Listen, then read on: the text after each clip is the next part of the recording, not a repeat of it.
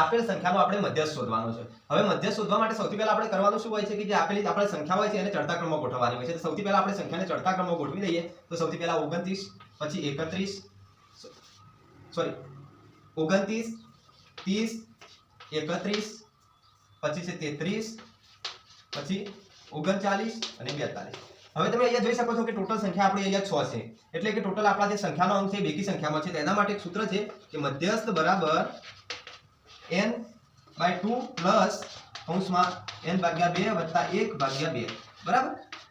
હવે અહીંયા n બરાબર ટોટલ સંખ્યા લેવાની છે, તો તમે લઈ શકો કે n/2 એટલે 6/2 બરાબર કેટલા થશે તો કે 3 બરાબર, પ્લસ અહીંયા n/2 વત્તા 1 એટલે કે 3 વત્તા 1 એટલે કે 4/2। હવે ત્રીજો પ્રાપ્તાંક અને ચોથો પ્રાપ્તાંક અહીંયા કયો છે એટલે તમે જોઈ શકો છો કે ત્રીજો 31 અને ચોથો 33 બરાબર। તો ત્રીજો પ્રાપ્તાંક અહીંયા આપણે લખી દઈએ કે ત્રીજો પ્રાપ્તાંક અને ચોથો પ્રાપ્તાંક તો કયા છે તો 31 વત્તા 33 બરાબર ભાગ્યા 2।